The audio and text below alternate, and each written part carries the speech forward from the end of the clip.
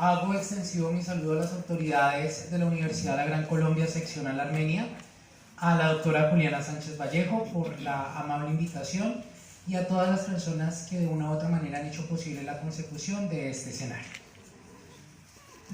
Aquí está la fruta para que la arranquen los cuervos, para que la lluvia la tome, el viento la aspire, para que el sol la pudra, para que los árboles la suelten. Esta es una muy extraña y amarga cosecha. Inicio con un estribillo de una canción de la cantante afroamericana Billie Holiday, denominada Stranger Fruits. Y precisamente como lo acaba de decir el maestro de ceremonias, el título de mi intervención es Diotima, demonio mediador, retos y paradigmas de litigio estratégico o de alto impacto en el contexto colombiano. ¿Por qué hablar de Diotima? No sé si algunos de los presentes hayan tenido la oportunidad de acercarse al diálogo platónico del banquete.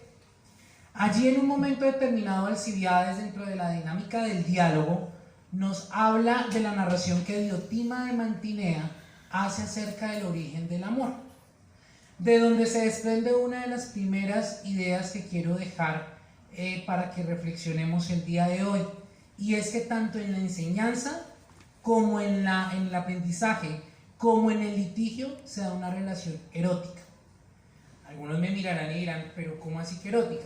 Erótica en el sentido platónico. No se asusten ni se entusiasmen antes de tiempo. ¿A qué voy? Diotima de Mantinea es una mujer proveniente de Mantinea. Para ustedes sonará cercano el concepto o la ubicación de Mantinea con mantikos, que es el verbo griego de adivinar, de prever. Y precisamente dentro de ese diálogo lo que se dice es que quien ama anticipa, quien ama prevé, quien ama casi que adivina la necesidad de aquel al que ama y de aquel que es objeto de su amor y de su deseo.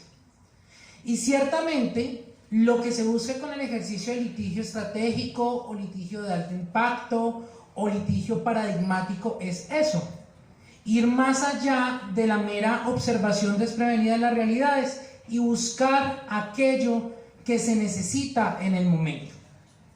Quienes hayan leído prensa el día de hoy, por ejemplo, se habrán dado cuenta del más reciente pronunciamiento de la Corte Constitucional, en donde ordena a los entes de salubridad del país la obligación de proveer medidas higiénicas para las mujeres habitantes de calle, por ejemplo.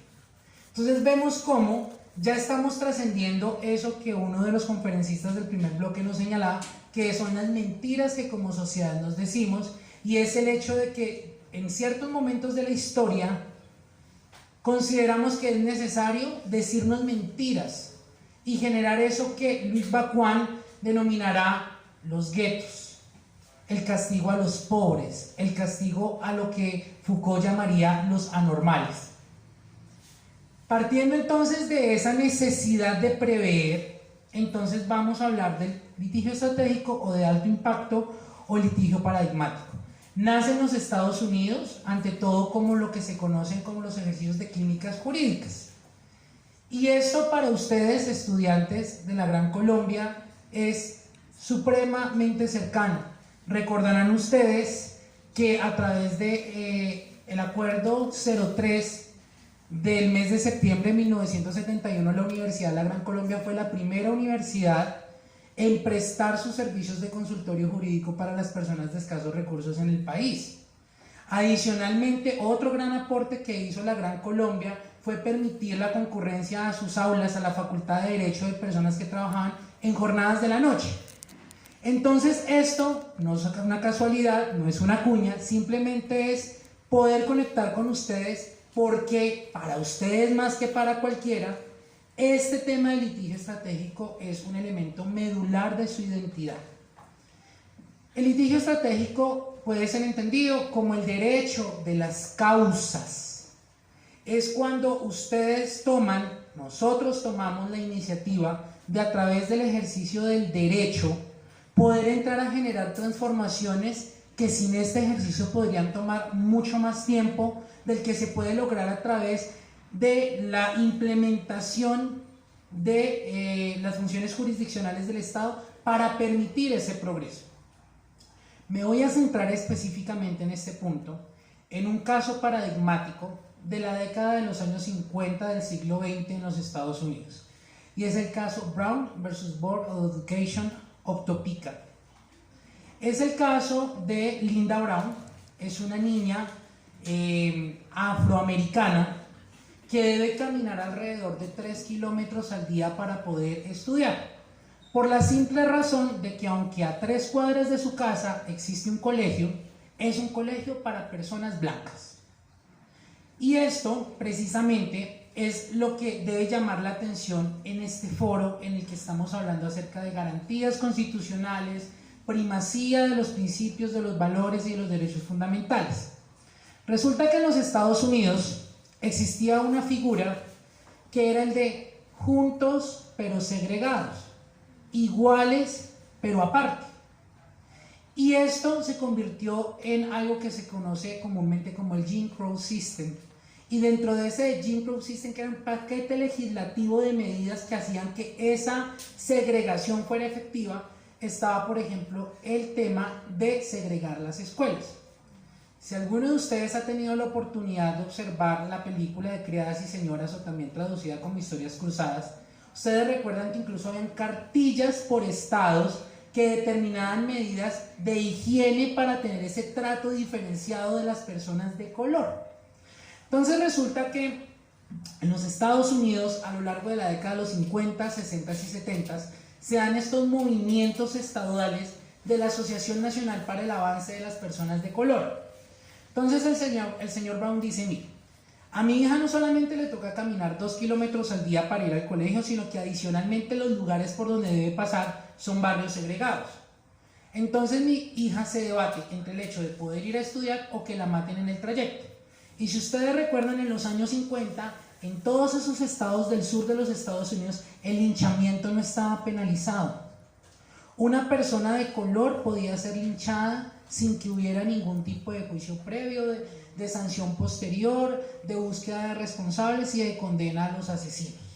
Simple y llanamente por ser una persona de color, ya era sujeto de que en él se descargara ese odio racial que fue muy característico en los años 50 en los Estados Unidos.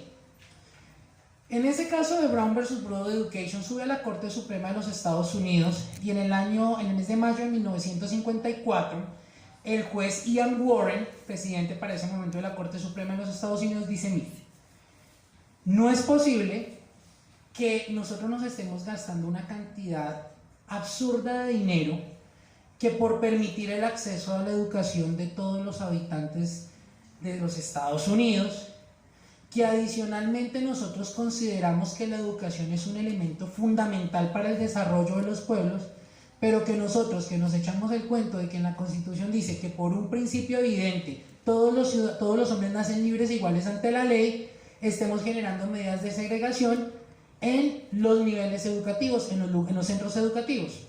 Entonces dicen: mire, la 14ª enmienda norteamericana propone el tema de la no discriminación. ¿Qué pasa si nosotros extendemos eso al tema educativo?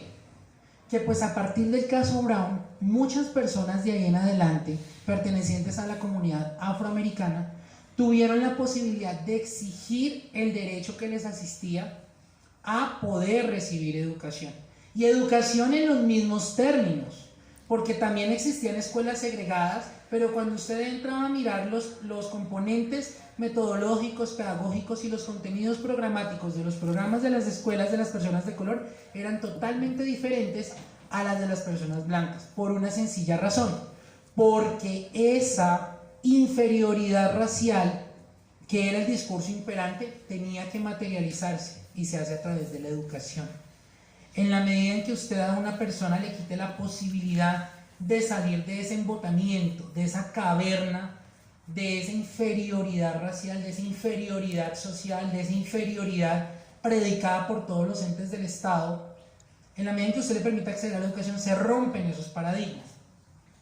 Es el caso Brown versus Board of Education, es el caso de mostrar, es el caso de cómo de una decisión que en principio está llamada a tener efectos simplemente para las partes en controversia, se logre desencadenar un efecto erga omnes. Ese es el caso en el que sí. El caso en el que no es el caso Cassius Clay, por otro nombre Mohamed Ali, contra el gobierno de los Estados Unidos. Resulta que cuando se da el reclutamiento para la guerra del Vietnam, Mohamed Ali acaba de coronarse como el rey del peso pluma en boxeo, y él dice, pues mira tú que no voy a ir a la guerra del Vietnam porque es que es una guerra donde los blancos mandan a los negros a matar a amarillos para conquistar las tierras que le quitaron a los rojos. En ese orden de ideas, entonces dicen, bueno, ¿qué vamos a hacer? Él objeta conciencia, y ahí vemos un ejemplo de lo que no es el litigio paradigmático. Ellos deciden permitir la libertad y el restablecimiento de ciertas condiciones que se le han quitado a Mohamed Ali, no por un reconocimiento del derecho que tenía a objetar conciencia, sino por un tecnicismo para evitar que se generara precisamente un caso paradigmático. En nuestro país, el litigio estratégico y de alto impacto ha ido poco a poco ganando espacio. Y en esto es en lo que va la parte propositiva de mi intervención. ¿Cómo le hacemos para que desde la academia, para que desde el consultorio jurídico podamos empezar a capacitarnos y podamos empezar a hacer transformaciones no solamente desde el ejercicio profesional, sino desde la forma como aprendemos y enseñamos el derecho? Entonces yo propongo básicamente que hay 4 elementos que forman parte indispensable del litigio estratégico, que es el componente jurídico, un componente político, un componente social y una estrategia de difusión. Y a la vez todo esto queda enmarcado en una serie de variables de contexto, como es la selección del caso. ¿Cómo sabemos si un caso nos puede dar la posibilidad de generar un precedente paradigmático? Adicionalmente, ¿cuál es el contexto en el que se está dando la violación? ¿Cuál es el contexto normativo y jurisprudencial? Pero adicionalmente se le tiene que dar un papel protagónico y predominante a las víctimas dentro de este proceso. Tercero, algo que a veces nos da miedo: equipo interdisciplinar, multidisciplinar y transdisciplinar. No se puede hacer el litigio estratégico si no se tiene la posibilidad de entrar en diálogo con otras disciplinas. Entonces, señor sociólogo, venga usted y dígame qué opina al respecto. Señor psicólogo, ¿qué le parece?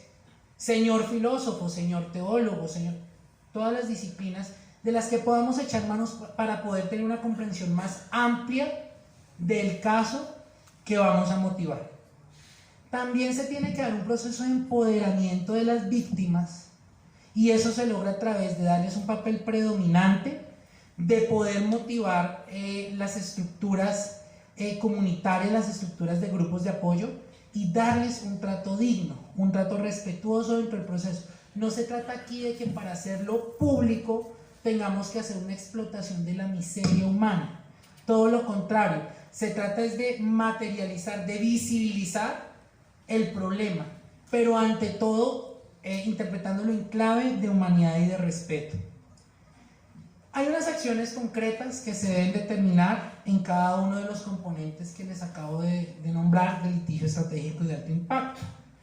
En la fase jurídica, evidentemente tendremos que tener una teoría del caso, tendremos que entrar a través de la figura de amicus curiae, por ejemplo, entrar a tener también conceptos de otros teóricos y de otros expertos.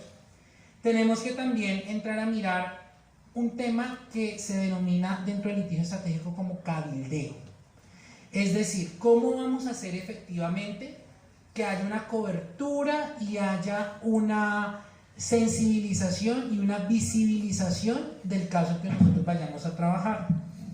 Y finalmente, el litigio lo que busca ante todo es empoderar las comunidades y empoderar a las víctimas.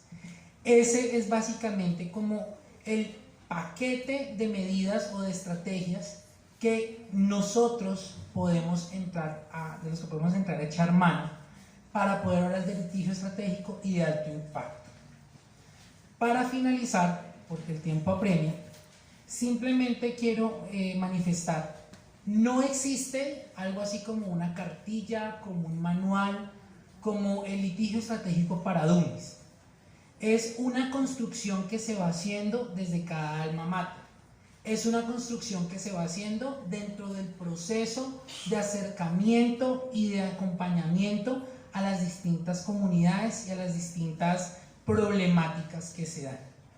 Para finalizar, quiero simplemente citar una frase de su fundador, del doctor Julio César García.